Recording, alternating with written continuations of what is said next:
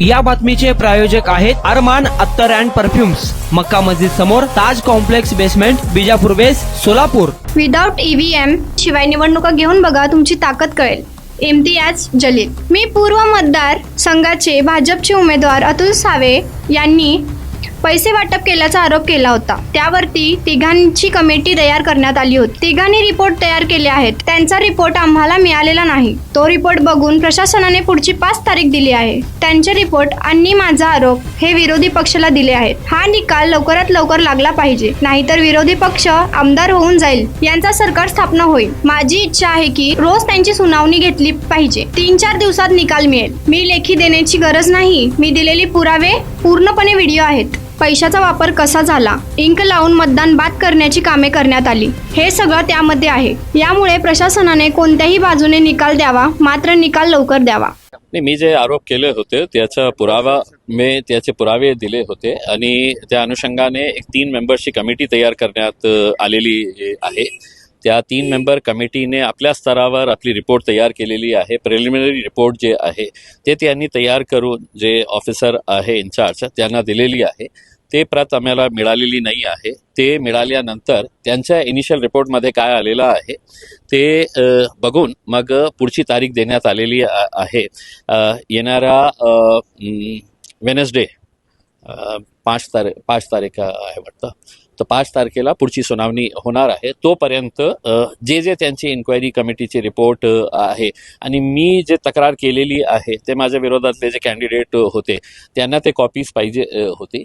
तर ते इनिशियल ते सबमिशन जे व्हायचं होतं ते झालेलं आहे. आता पुढची तारीख जी आहे ते 5 तारखेला असणार आहे. निकाल कधीपर्यंत लागेल मला माहित नाही आहे. मी तर स्पष्टपणे सांगतो की इलेक्शनचा निकाल जे आहे ना ते लवकरात लवकर व्हायला पाहिजे. नाही तर ते खुर्चीवर जाऊन बसणार आणि त्यांना असं होणार की आता काही होणार नाही, सरकार स्थापन झालेली आहे.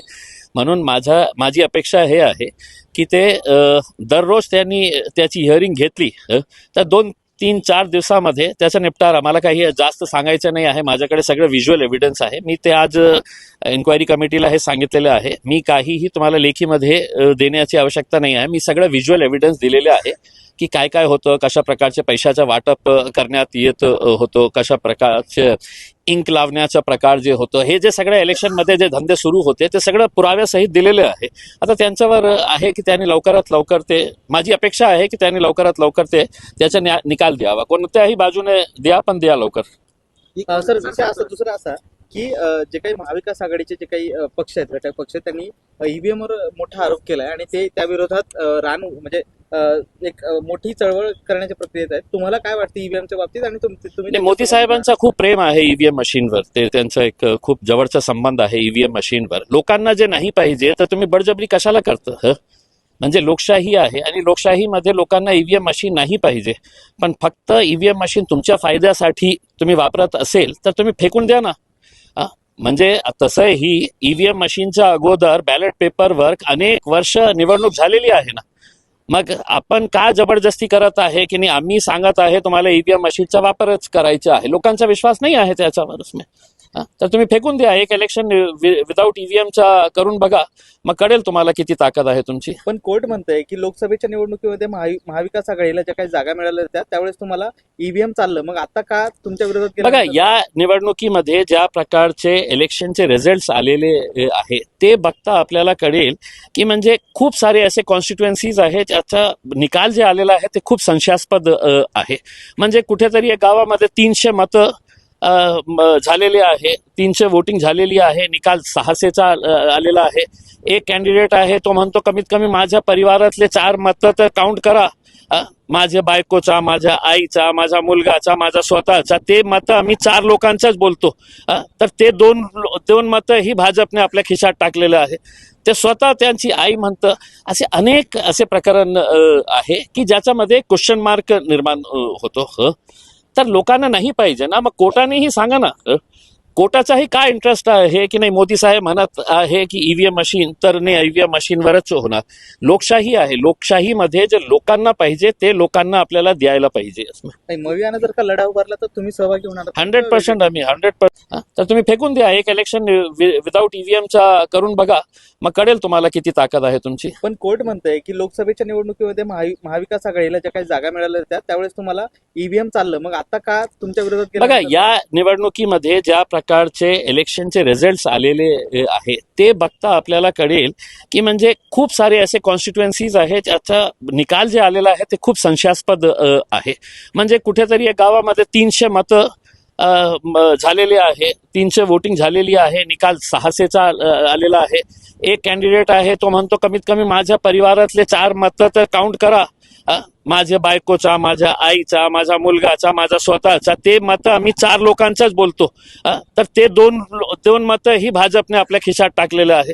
ते स्वतः त्यांची आई म्हणतं. असे अनेक असे प्रकरण आहे की ज्याच्यामध्ये क्वेश्चन मार्क निर्माण होतो. तर लोकांना नाही पाहिजे ना, मग कोर्टानेही सांगा ना. कोर्टाचाही काय इंटरेस्ट आहे की नाही मोदी साहेब म्हणत आहे की ईव्हीएम मशीन तर नाही ईव्हीएम मशीनवरच होणार.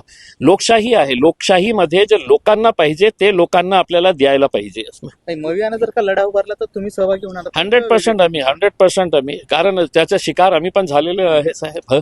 मागच्या निवडणुकी लोकसभामध्ये आम्ही मला माहित आहे की कशा प्रकारचे पैशाचा वापर करण्यात आला होता. आणि स्वतः मुख्यमंत्री पैसे घेऊन येणार असेल तर राज्य कुठे चाललेलं आहे तुम्ही विचार करा.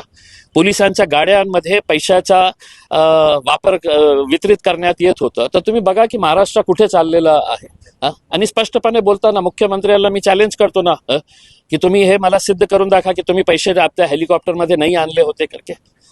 ज्या मुख्यमंत्री स्वतः हेलिकॉप्टरमध्ये पैसे आणतात, आपल्या पोलिसांच्या गाड्यांचा वापर करून त्या पैसा गावागावापर्यंत पोहोचवण्याचं काम केलेलं आहे, मग कुठेतरी कोणीतरी चुकत आहे ना, म्हणून तुम्ही गप्प बसलेले आहे. नाहीतर बोला इम्तियाज जलील खोटं बोलतं आहे करके. मग काढा ते सगळं CCTV फुटेज जे हेलिकॉप्टरमध्ये आपण आले होते, वालूच्या कोणत्या हॉटेलमध्ये आपण बसले होते, 3 दिवस कशा प्रकारचे तिथे किती लोक यायचे, ते सगळं CCTV फुटेज काढून बघा ना तुम्ही. दुसरं असं की सरकारची मुदत संपूर्ण आता दुसरा दिवस उलटलाय, तिसरा दिवस आहे, अद्यापही काही झालेलं नाहीये, तर त्यावरती तुम्हाला काय वाटतं? आता कसली सरकार बाबा, 2 दिवस काय 2 वर्षही तसं चालवत. त्यांचं काय है, त्यांच्याकडे आकडे आलेले आहे. 2 दिवस काय 2 आठवडे काय 2 महीने काय उसमें, हमारे को ऐसी चलाने का है उसमें. लोकशाही हळूहळू संपत चाललेली आहे देशामध्ये. हुकुमशाहीच्या आपण वाटेने आपण जात आहे. याचे नेमकी काय कारण वाटते तुम्हाला? काय कारण काय आहे इसमें? जे लोकांना पाहिजे ते आपल्याला द्यायचं नाही. जे आपल्याला आपल्या मर्जीप्रमाणे जे करायचं आहे ते करत आहे. त्या झाडावर पतंग मला बघायला मिळत आहे. खूप आनंद वाटतं की कमीत कमी झाडावर तर पतंग आहे. 7 मिनिटांमध्ये तुमच्या तक्रारीचं निवारण करू इलेक्शन कमिशन म्हणते, मात्र इकडे लढा पण लागतो. इलेक्शन, मी काल ट्विट केलं होतं की या देशासाठी सगळ्यात घातक आणि आपण कितीही जोरात ओरडून आपण हे सांगा की या देशामध्ये जगातला सगळ्यात मोठा जे डेमोक्रेसी आहे ते आपला भारत देश आहे. आणि त्या डेमोक्रेसीमध्ये सगळ्यात बोगस कोणत्या सिस्टम असेल तर ते आपल्या इलेक्टोरल सिस्टम आहे. इलेक्शन कमिशन म्हणजे हे नरेंद्र मोदी साहेब आणि भारतीय जनता पार्टी साहेबांचे हे काम करणारे लोक आहे.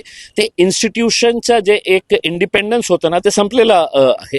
ते त्यांना अपॉइंट करतं. मग कोण त्यांच्या विरोधात जाणार तुम्ही सांगा ना मला. म्हणजे इतकं ओपनली आम्ही तुम्हाला व्हिज्युअल एव्हिडन्स दाखवले की एका वकिलाच्या कॅबिनमध्ये इंक लावून तुम्ही मुस्लिम महिलांना 1,000 1,500 रुपये देऊन तुम्ही गोरगरीब लोकांच्या चेष्टा करत होते. 1,000 1,500 रुपये तुम्ही जिंकलं, मान्य आहे, पण अशा प्रकारचं जिंकणं. तुम्ही दलित वस्त्यांमध्ये कशा प्रकारच्या पैशाचा वापर करत होतो ते हे सगळं व्हिज्युअल एव्हिडन्स असून सुद्धा कसली इन्क्वायरी करायची आहे. आणि इम्तियाज जलीलला कशाला तुम्हाला हे एव्हिडन्स द्यायचे आहे? काय तुमचे डोळे झाकलेले होते का? तुम्हाला माहित नाही होतं का? सगळं पोलिंग स्टेशन्सवर तुम्ही CCTV फुटेज लावलेले आहे. मग कोणत्या आधारावर कलेक्टर साहेब म्हणतात की नाही अशा प्रकार घडलंच नाही? जिल्हाधिकारी म्हणतात निष्पक्ष निवडणुका झाल्या. नाही, ते सांगणार ना, तेच भाषा सांगणार ना. ज्या कलेक्टरांना ह्याच मुख्यमंत्री आणि उपमुख्यमंत्र्यांनी इथे खुर्चीवर लावून बसलेले आहे, तर ते कुणाची भाषा बोलणार आहे? ते काय सरकारच्या विरोधात बोलणार आहे का? मग मी चॅलेंज करतो ना कलेक्टर साहेबांना, तुम्ही कोणत्या डोळ्याने बघत आहे आणि मी कोणत्या डोळ्याने बघत आहे की आंबेडकर नगरमध्ये कशा पैशाचा वापर करण्यात येत होता आणि तुम्ही पैसे वाटून लोकांचे मत घेत होते ते गोरगरीब दलित समाजाचे. कुणाला गिफ्ट द्यायचं असेल तर मग चला ना अरमान अत्तर अँड परफ्यूम मध्ये सर्व प्रकारचे ब्रँडेड अत्तर परफ्यूम एकाच ठिकाणी मिळण्याचे सोलापुरातील प्रसिद्ध ठिकाण Armaan attar and perfume. Ajmal, Rasasi, Ahmed Al Maghribi, Swiss Arabian यासारखे नामवंत कंपनीचे अत्तर अँड परफ्यूम मिळतील.